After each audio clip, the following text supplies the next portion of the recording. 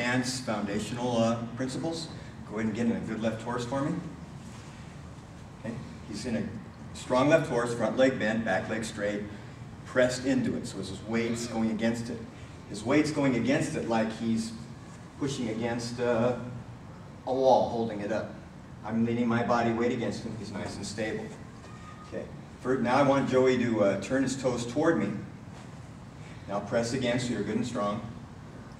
He's probably all right going straight ahead, but side to side, it's very weak.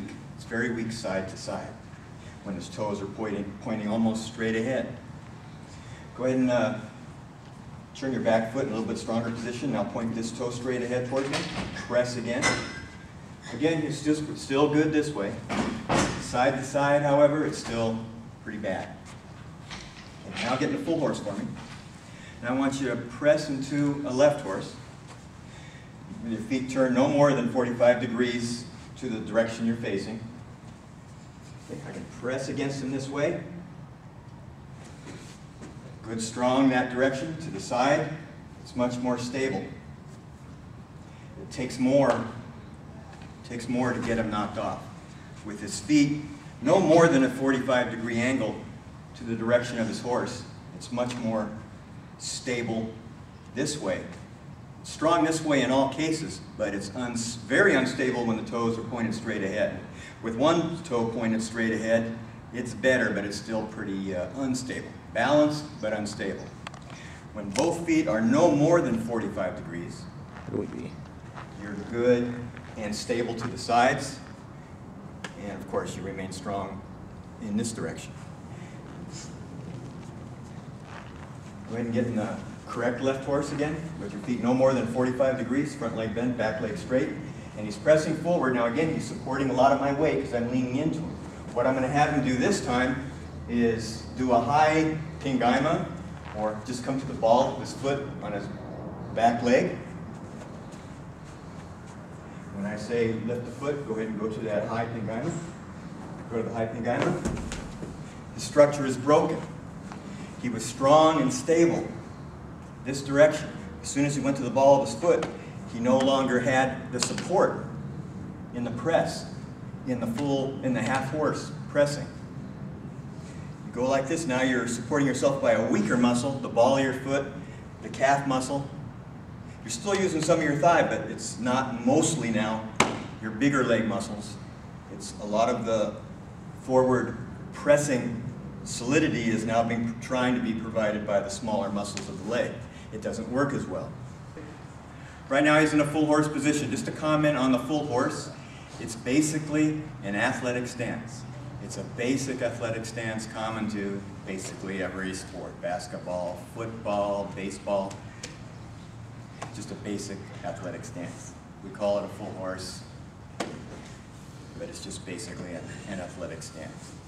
Okay, with Joey in this position, so he's not braced against the power of what I'm hitting him with, I'm just going to hit him only with my arm. Now, I'm going to use the back hammer, but instead of using the side of the bone and the side of the arm or the bones and stuff, I'm going to use the top of my arm so it's a little more padded. And I'm going to be going against his chest where it's padded also. I'm just going to be striking him with my arm, nice and easy. Okay, I'm going to speed it up.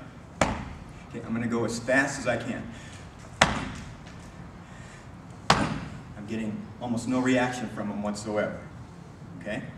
Yes, if you were hitting with the bone into his nose, into his throat, you get more reaction. But right now I just want to demonstrate that the power of the strike, being just thrown with my arm, isn't all that effective. What I'm going to do a little differently now is I'm going to go from the full horse, and then I'm going to press to my right and throw the strike much more slowly. I'm going to start here, I'm going to press into and hit it. There's more weight behind the strike because now my body weight is more behind the strike. I'm generating it from my feet, through my legs, driving forward with the big muscles of my leg. I'm rotating my shoulders, hips, shoulders, and then the arm. Now obviously if I did that at full rate of speed and then again use the side of my arm, to the nose, the throat, whatever, it'd be much more damaging. I just want to show that with my body weight behind the strike, it makes a big difference from just an arm strike to using more of the body behind it. When I'm in this full horse and I'm going to do my loading up, turning of the shoulders, driving in and striking, there'll be minimal movement of my feet. I load up what's called reeling. On the Shawneesansoo website, Steve posted a whole explicit directions, instruction, and examples by Mike Rockwell, Master Mike Rockwell, on the reeling. Check that out. That's really good stuff. But like we always did at TMI, like we do here at Shawneesansoo, if I'm going to strike and I get to load up and hit, I'm going to start in this full horse, I'm going to load up, press in, and strike, assuming I'm throwing that right cross, say. So I load up, I rotate, and I drive in. There's minimal movement of the feet. I didn't do it this way. I didn't pivot, start from here, and then try to drive into movement. If while I'm throwing, I pivot on my feet, one, my feet are very likely to turn too much, and I'm now in this really weak, not weak position, but very unstable position. And because it's unstable, there won't be a lot of force behind my strike. So I don't want to pivot hit.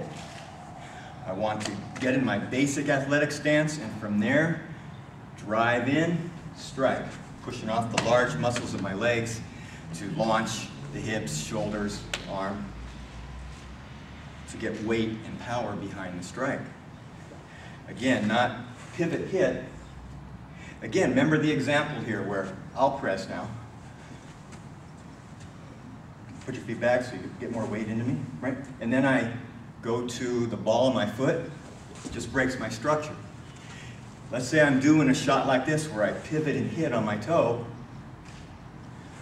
Pivot hit, assuming I balance. But if I have any weight coming forward, I'll just palm now. If he's coming at me and I pivot and hit like that, I don't have the bracing behind me to hit him hard with. I'll bounce off is what'll happen.